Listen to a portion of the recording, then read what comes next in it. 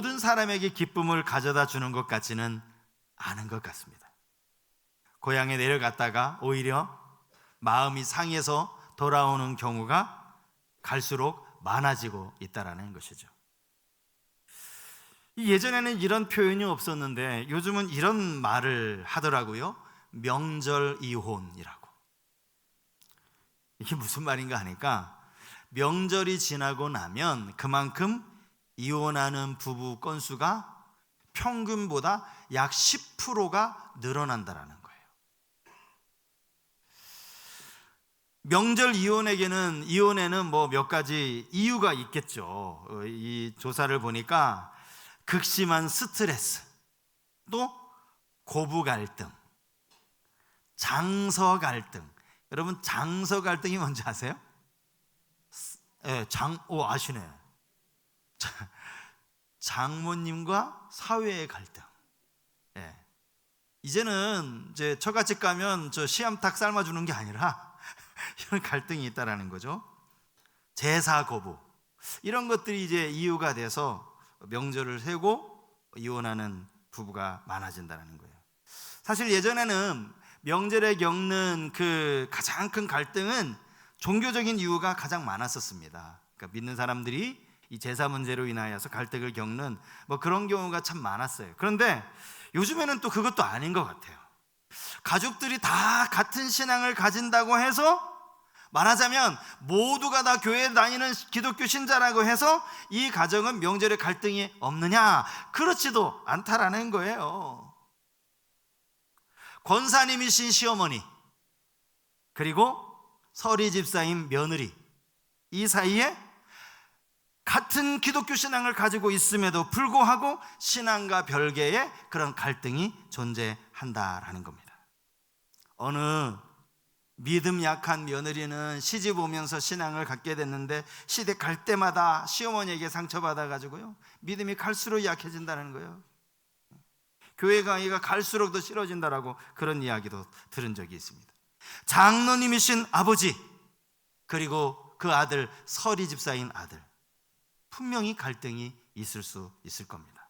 서로 생각이 다른 것이 갈등의 원인이겠죠. 뭐 무슨 갈등이 있겠어요? 서로 생각하는 바가 다른 거예요. 세대가 다르니 여러분 당연히 생각하는 게 다르죠. 문제는 이걸 다름으로 인정해야 하는데 서로 틀리다라고 생각하는 거예요. 내 말은 맞고 아버지 말은 틀려, 내 말은 맞고 네 아들 네 말은 틀려 라고 생각을 하기 때문에 갈등이 생겨나는 거예요. 생각이 다르다는 것을 이해하지 못하는 데서 갈등이 생겨나는 것이죠. 사실 이런 갈등은 뭐 그 당시에는 좀 갈등이 생길 수 있어도 또 부모님께 인사드리고 이제 일상으로 돌아오면 사실 자연스럽게 잊혀지는 일이 될 수 있습니다. 그런데 계속 지속되는 갈등이 있죠. 혹시 여러분 하나님과 사이에서 갈등을 겪어보셨어요? 하나님과의 갈등 말입니다. 믿음 생활을 하는 동안 많은 분들이 하나님과의 갈등을 겪는 경우를 봅니다. 이 갈등의 원인도 사실은 비슷해요. 내 생각과 하나님의 생각이 다른 거예요. 나는 이렇게 되었으면 좋겠는데 하나님은 전혀 엉뚱하게 일하신다라는 것이죠. 그래서 우리는 하나님의 생각을 이해하지 못해서 때로는 하나님을 향하여서 원망을 표현할 때가 있습니다. 성경에 이런 이야기를 찾아보라면 꽤 여러 군데에서 찾아볼 수가 있어요. 여러분, 요나 선지자를 우리는 너무나 잘 알고 있죠.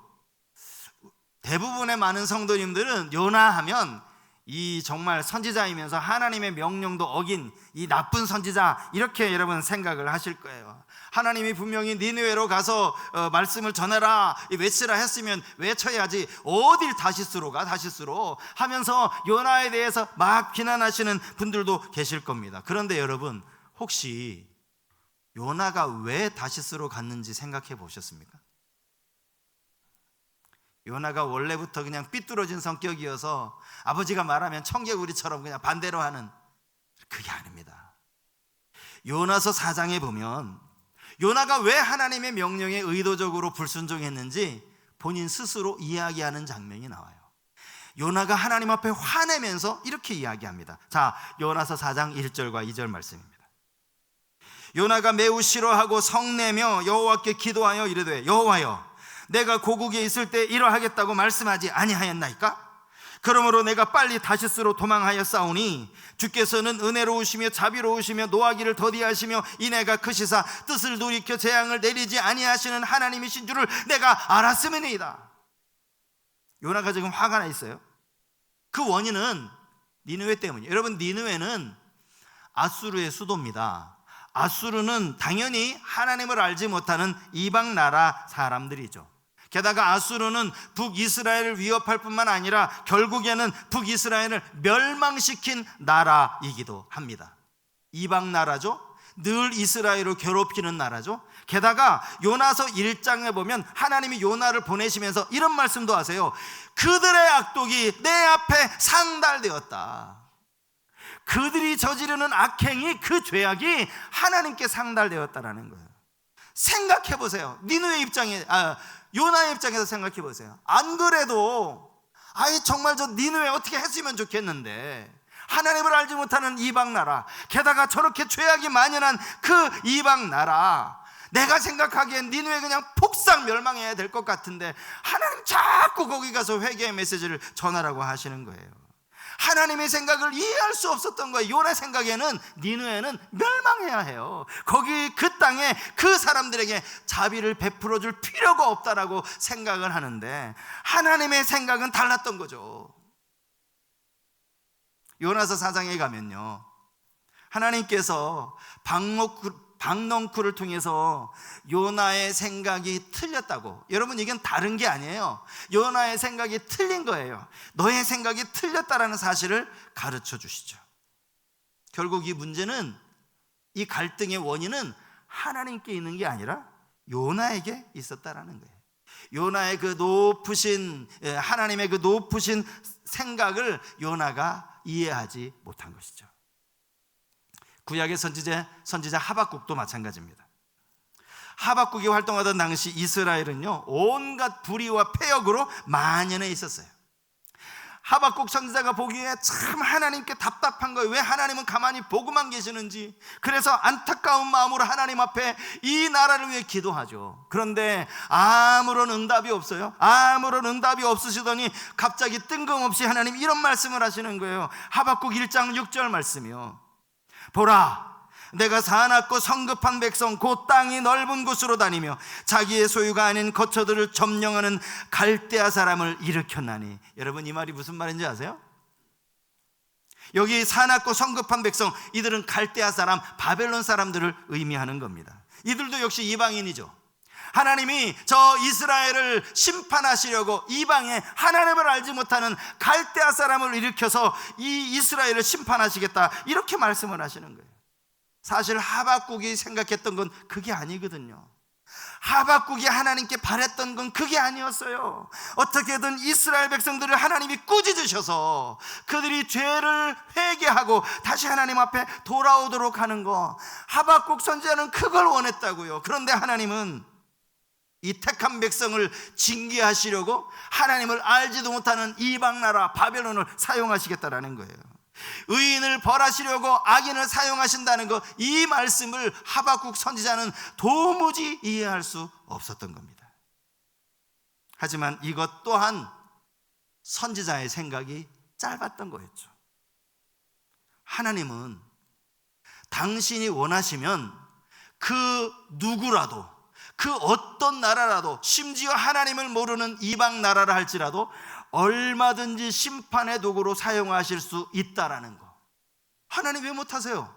하나님은 온 나라의 왕이시는데 왜 이방 나라를 하나님 들어 사용하지 못하시느냐고요. 하나님은 얼마든지 그것이 가능하다라는 것을 보여주셨는데 하박국 선지자는 이 하나님의 생각을 이해하지 못했던 겁니다. 이처럼 우리의 생각과 하나님의 생각이 다를 때 우리 안에 갈등이 생겨납니다. 그런데 이 갈등은 사실은 의미 없는 갈등이에요. 오늘 본문에 그 이유가 나오는데 우리 본문 8절 말씀입니다. 우리 8절 말씀 같이 한번 읽었으면 좋겠어요. 중요한 말씀이에요. 같이 한번 읽겠습니다. 이는 내 생각이 너희의 생각과 다르며 내 길은 너희의 길과 다름이니라. 여호와의 말씀이니라. 하나님 말씀하시죠. 너의 생각과 내 생각은 달라. 여러분, 어떻게 피조물인 우리의 생각과 창조주이신 하나님의 생각이 같을 수 있어요? 어떻게 피조물인 우리가 하나님 앞에, 창조주 하나님 앞에 내 생각대로 좀 따라와 달라고 그렇게 요구할 수가 있느냐고요. 이거는 다른 차원이 아닙니다. 이것은 하늘과 땅 차이라고 할 수 있습니다. 이건 사실 성경의 모든 부분에 해당하는 그런 이야기라고 할 수 있을 겁니다. 사실 오늘 본문의 맥락에서 본다면 하나님이 이 말씀을 어떤 배경에서 하셨는가, 이것은 하나님이 용서에 대해서 하신 말씀이거든요. 용서. 자, 우리가 8절 읽었는데 7절 말씀을 제가 한번 읽어드리겠습니다. 자, 7절 말씀 보십시오. 악인은 그의 길을, 불의한 자는 그의 생각을 버리고 여호와께로 돌아오라. 그리하면 그가 긍휼히 여기시리라. 우리 하나님께로 돌아오라. 그가 너그럽게 용서하시리라. 하나님이 끊임없이 악인들을 향하여서, 그들의 불의를 향하여서 끊임없이 말씀하시고, 돌아오기만 하면 내가 다 용서해 줄게, 내가 뭐든지 다 용서해 줄 수 있어. 너그럽게 용서하시는 그 하나님을 말씀하시면서 나는 너희와 같지 않아. 너희처럼 그렇게 속 좁고 용서하지 못하는 너희 같지 않아. 나는 다 품을 수 있어. 이 말씀을 하시는 거예요. 사실 우리는 용서하기가 참 쉽지 않아요. 분명히 하나님을 사랑하고 내 이웃을 내 몸같이 사랑하는 것, 이것이 성경 전체를 털어서 너무너무나 중요한 계명이라는 걸 다 알아요. 그럼에도 불구하고 사랑도 힘들지만 사랑보다 더 힘든 게 저는 용서라고 생각합니다. 용서. C.S. 루이스라고 여러분 잘 아실 거예요. 이분이 용서에 대해 이런 말을 했어요. 용서는 다들 좋은 것으로 생각한다. 자기가 용서하기 전까지는. 여러분, 이게 무슨 말인지 아세요? 아이고, 용서 좋지. 용서해, 용서. 용서하는 삶이 그게 마음이 넉넉한 사람이야. 아, 용서하는 게 얼마나 보기 좋아. 그런데 이 일이 나에게 손해를 끼치고 나에게 해를 입히고 나에게 상처 주는 그 사람, 네가 한번 용서해봐. 그러면 다른 문제가 되는 거예요. 다른 문제가. 제3자의 입장에서는 용서 참 좋다라고 말하지만 여러분 직접 여러분들에게 용서하라 그러면 이건 쉽지 않은 거예요. 하나님의 생각이 우리 생각과 다르다. 이건 하늘과 땅 차이라고 말씀을 드렸어요. 본문 9절에 나와 있잖아요. 자, 9절 말씀 한번 보십시오. 이는 하늘이 땅보다 높음 같이 내 길은 너희의 길보다 높으며 내 생각은 너희의 생각보다 높음이니라. 하나님의 용서는 우리의 생각을 초월하는 거예요. 여러분, 성자 하나님 예수 그리스도를 한번 생각해 보세요. 당신을 향해 침 뱉고 조롱하고 너 십자가에 내려와봐, 내가 그걸 믿을게, 이렇게 빈정거리는 사람들 끝까지 용서하시면서 그들을 위해 기도하신 분이 우리 주님 아닙니까? 그러니 우리의 용서와 우리의 이 생각으로 용서하는 것과 하나님의 생각으로 용서하는 것 완전히 다르다는 거예요. 모든 부분에 있어서 그렇다는 것입니다. 여러분, 신앙생활 하면서 하나님과 갈등을 겪으시는 분이 혹 계시다면 오늘 이 말씀을 잘 유의해서 들으시기 바랍니다. 이 시대를 살아가면서 우리가 하나님의 생각이 나의 생각보다 크다라는 이 말씀을 통해서 우리가 어떤 교훈을 받을 수 있는가, 오늘 이 말씀이 우리에게 주는 교훈이 무엇인가, 두 가지로 생각을 해볼 텐데요. 첫 번째는 내 생각대로 되지 않는다고 실망하거나 원망하지 말라라는 거예요. 왜냐하면 이미 앞에서 말씀드린 것처럼 우리가 볼 수 있는 것보다 하나님이 볼 수 있는 것이 훨씬 더 넓고 훨씬 더 광대하기 때문입니다. 저는 이 하나님의 생각이 높다라는 이 말씀을 보면서 요셉이라는 인물이 딱 연상이 되었어요. 요셉 뭐 우리가 너무나 잘 아는 이야기 아닙니까? 자기가 꾼 꿈, 그 꿈도 뭐 하나님이 꾸게 하신 거겠죠. 그 꿈 나중에 이뤘으니까. 그 꿈 가지고 막 형들 앞에 자랑하는 이 요셉이 사실은 조금 그 애 같고 조금 철부지 같은 그런 모습이긴 합니다. 하지만 여러분, 그렇다고 해서 형들이 요셉을 죽일 이유까지가 있습니까?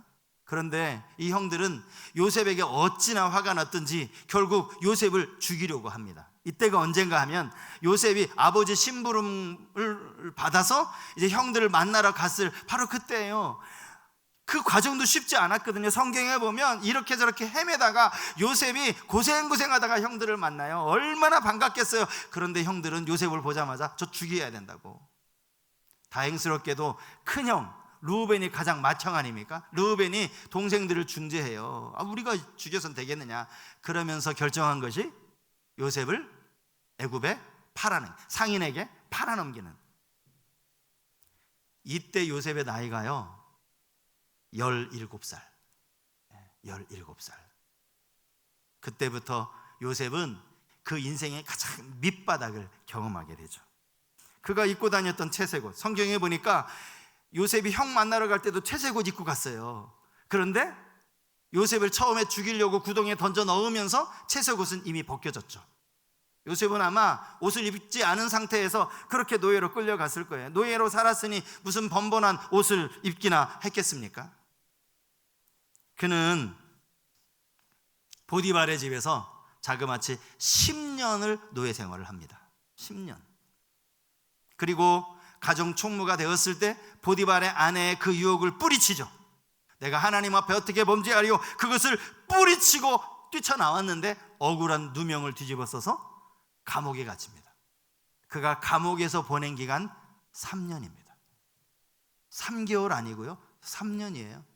요셉이 하나님 앞에 죄짓지 않으려고, 하나님 앞에 정결하게 살려고 그렇게 그 유혹의 자리를 뿌리치고 나서 감옥에 갇힌 기간 3년이라는 거예요. 총 13년이죠. 그리고 나서 요셉이 30살에 애굽의 총리가 되는 것으로 나옵니다. 여러분, 왜 하나님은 요셉이 10년 동안이나 노예로 살아가는 것을 가만히 보고만 계셨을까요? 왜 억울한 누명을 뒤집어 쓰고 억울한 그 감옥살이를 하는 동안 하나님은 가만히 계셨을까요? 요셉이 하나님의 생각을 알았을까요? 몰랐을 것 같아요. 그는 13년이 지나고 나서야 비로소 하나님의 생각을 깨닫게 됩니다. 그가 이제 애굽의 총리가 되죠. 그리고 그의 꿈은 이미 이루어졌어요. 그리고 나서는 이 창세기 45장에 보면 형들에게 말하는 장면이 나오는데 한번 들어보십시오. 하나님이 큰 구원으로 당신들의 생명을 보존하고 당신들의 후손을 세상에 두시려고 나를 당신들보다 먼저 보내셨나니 그런즉 나를 이리로 보낸 이는 당신들이 아니요 하나님이시라. 하나님이 나를 바로에게 아버지로 삼으시고 그 온 집의 주로 삼으시며 애굽 온 땅의 통치자로 삼으셨나이다. 요셉에게 배울 수 있는 게 뭐예요? 그는 13년을 억울하게 노예로 살고 감옥에서 죄수로 있으면서도 하나님께 실망했다라는 이야기, 하나님께 불평했다라는 이야기가 나오고 있지 않다라는 거예요. 욥도 마찬가지입니다. 욥기 보면요, 욥기 1장에 그는 동방에서 제일 가는 부자였다라고 그렇게 성경이 기록하고 있어요. 그에게는 아들 7과 딸 3명이 있었어요. 도합 10명의 자녀가 있었죠. 어느 날 하루아침에 그 많던 재산 순식간에 다 잃어버립니다. 그리고 또 아마 그 큰아들 집에 모든 자녀들이 다 모여서 아마 뭐 잔치를 벌이고 있었던 것 같아요. 그런데 그 집에 바람이 불더니 그 집이 그만 무너져 버린 거예요. 집이 폭삭 주저앉아 버린 거예요. 그래서 10명의 자녀들이 순식간에 다 죽어버린 거예요. 이 이야기를 욥이 전해 들어요. 그런데 욥기 1장 22절에 이렇게 말씀하고 있습니다. 이 모든 일에 욥이 범죄하지 아니하고 하나님을 향하여 원망하지 아니하니라.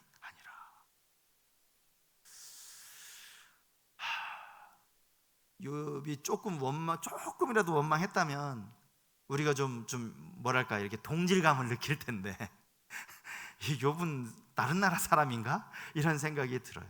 그런데 중요한 것은 가만히 생각해 보면 여러분, 이 상황에서, 이미 벌어진 상황에서 원망하는 게 누구에게 도움이 됩니까? 하나님께 도움이 됩니까? 자기에게 도움이 됩니까? 원망하고 낙심하는 건 어느 누구에게도 도움이 되지 않아요. 원망은 오히려 하나님을 불신하는 꼴이 되고, 원망은 자기 안에 있는 믿음을 파괴시키는 그런 결과를 낳는 거예요. 그러므로 내 생각과 하나님의 생각이 다를 때 우리는 절대로 하나님을 향하여 원망하거나 낙심하지 말아야 한다는 이 사실, 우리는 이 사실을 기억해야 합니다. 원망하는 대신 하나님의 크심을, 하나님의 생각이 내 생각보다 크다라는 이 사실을 기억해야 한다는 거죠. 그리고 또 하나가 있습니다. 하나님의 생각과 나의 생각이 다르다는 것을 우리가 깨닫는다면, 두 번째로는 소망을 가지고 기다려야 한다는, 소망을. 그냥 참지만 말고 하나님이 참으라 해서 끝까지 참으라는 게 절대 아니에요. 오늘 본문 12절과 13절 말씀을 한번 보시겠습니다. 너희는 기쁨으로 나아가며 평안히 인도함을 받을 것이요, 산들과 언덕들이 너희 앞에서 노래를 발하고 들의 모든 나무가 손뼉을 칠 것이며, 잣나무는 가시나무를 대신하여 나며 화석류는 찔레를 대신하여 날 것이라. 이것이 여호와의 기념이 되며 영영한 표징이 되어 끊어지지 아니하리라. 오늘 본문에 나오는 이 가시나무, 찔레, 이것들이 의미하는 게 뭡니까? 성경에 가시나무라고 번역된 이 단어는 그 뜻을 찾아보면 가시나무 혹은 가시덤불이라고 번역이 되는데, 성경에 가시덤불이 가장 먼저 등장하는 부분이 창세기 3장이에요. 창세기 3장 18절. 땅이 내게 가시덤불과 엉겅퀴를 낼 것이라. 내가 먹을 것은 밭의 채소인즉. 아담과 하와가 범죄함으로 말미암아 땅이 저주를 받은 거예요. 그 땅이 가시덤불과 엉겅퀴를 낼 것이다. 오늘 성경에서 가시나무와 찔레 역시 저주받은 땅, 죄로 말미암은 그 저주를 의미하는 그런 말씀이에요. 그런데 중요한 건 그 가시나무가 나던 곳에 뭐가 나요? 잣나무가 난대요. 찔레가 나던 곳에 화석류가 날 것이다. 성경은 이렇게 말하고 있어요. 잣나무는 뭐 우리가 잘 알고 있는 나무인데요, 여기 화석류는 뭔가 하니까 이 팔레스틴 지역에서 볼 수 있는 이 상록수 나무라고 합니다. 향기가 아주 좋은 나무라고 해요. 그리고 성경에 이 화석류 나무가 종종 등장을 하는데, 이스라엘 백성들에게는 평화의 상징으로 여겨지는 바로 그 나무가 뭐라고요?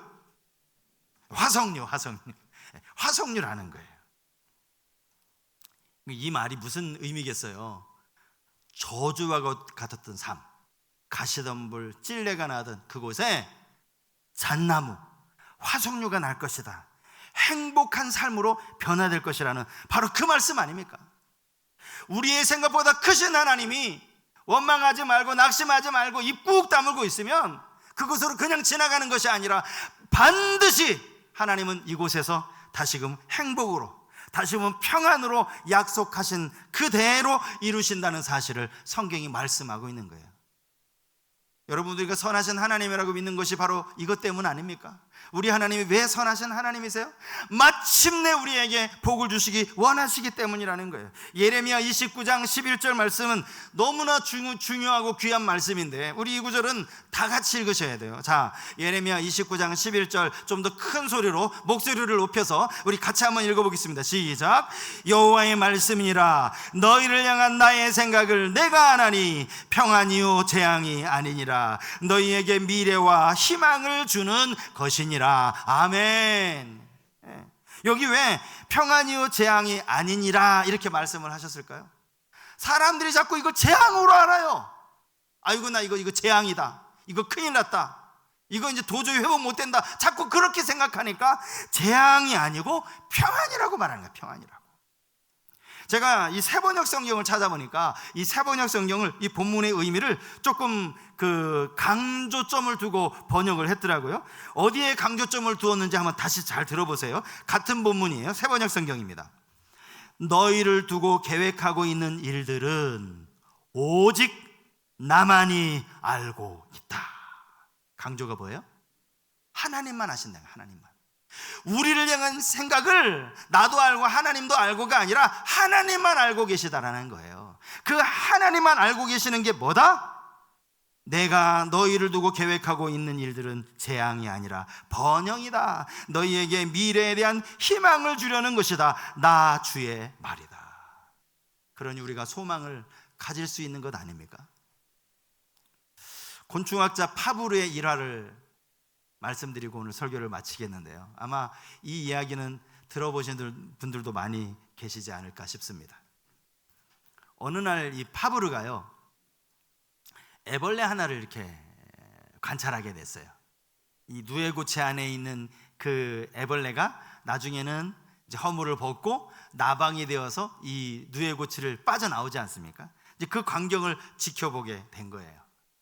이미 애벌레는 허물을 벗었어요. 그리고 이미 아직은 누에고치 안에 있지만 나방이 되었습니다.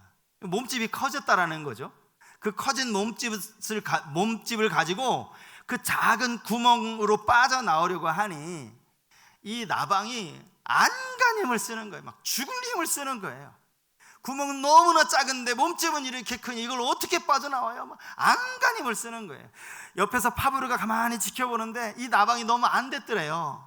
아이고, 저러다가 저거 이 구멍 빠져나오지도 못하고 그냥 기절해서 죽겠다, 이런 생각이 들 만큼 몇 시간이 되도록 이 구멍을 못 빠져나와가지고 막 그렇게 애를 쓰는 거예요.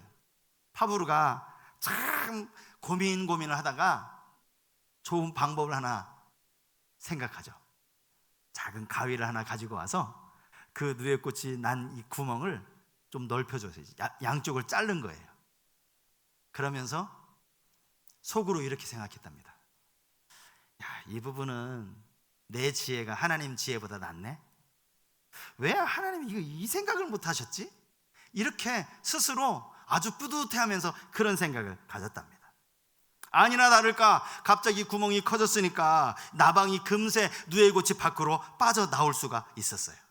흐뭇하게 이 나방을 지켜보면서, 그래, 이제 한번 하늘로 날아가, 내가 너 꺼내줬으니까 하늘로 멀리 날아가라 그랬는데요, 여러분, 나방이 날지를 못해요. 날개짓을 못하는 거예요. 아니, 왜 저 나방이 왜 날지 못하지? 왜 날개를 펄럭이지 못하지? 가만히 이유가 뭔지 봤더니요, 이 나방은 그 작은 구멍을 통과하려고 온갖 몸짓을 하는 거예요. 그리고 그 구멍을 빠져나오는 과정에서 자기 몸에 있는 이 모든 근육이 날개에게까지 다 퍼지는 거예요. 그리고 결국 그 구멍을 빠져나왔을 때 몸 전체가 날 수 있을 만큼 튼튼한 날개 근육을 갖게 된 거예요. 그런데 파브르가 그걸 망쳐버린 거예요. 예? 나방 좋으라고 그걸 잘라준 게 오히려 나방을 날지 못하도록 망쳐버린 거라고요. 나방은 날지도 못하고 이렇게 날개짓만 하다가 결국 그 자리에서 죽었답니다. 여러분, 하나님의 생각이 파브르보다 못한 거였습니까? 나방에 있어서는 그 작은 구멍을 통과하는 게 고난이 아니었어요. 그 구멍을 통과함으로 말미암아 그는 완전한 나방으로서 날개짓을 하며 날 수 있는 그런 나방이 되는 거였어요. 파브르가 이 어리석어가지고 바보 같아가지고 뭘 지가 하나님보다 지혜로워. 오늘 우리가 그렇게 생각하지 않습니까? 우리 앞에 고난, 아이고 하나님 이거 아닌데 왜 자꾸 이런 고난을 내게 주시느냐고 그렇게 생각하지 않느냐고요. 오늘 행복이라는 찬양을 함께 좀 부르려고 하는데요, 이 찬양 가사가 우리 예전에 불렀으니까 많이 아실 텐데, 이 찬양 가사를 가만히 보시면 진짜 행복이 무엇인지를 우리에게 가르치고 있습니다. 우리가 생각하는 행복과 하나님이 말씀하시는 행복이 분명히 달라요. 오늘 이 찬양 속에서는 하나님이 말씀하시는 행복이 무엇인지를 우리에게 가르쳐주고 있어요. 그냥 부르지 마시고 가사를 이렇게 곱씹으면서 우리 이 찬양 한번 부르시고 함께 기도하는 시간 갖도록 하겠습니다.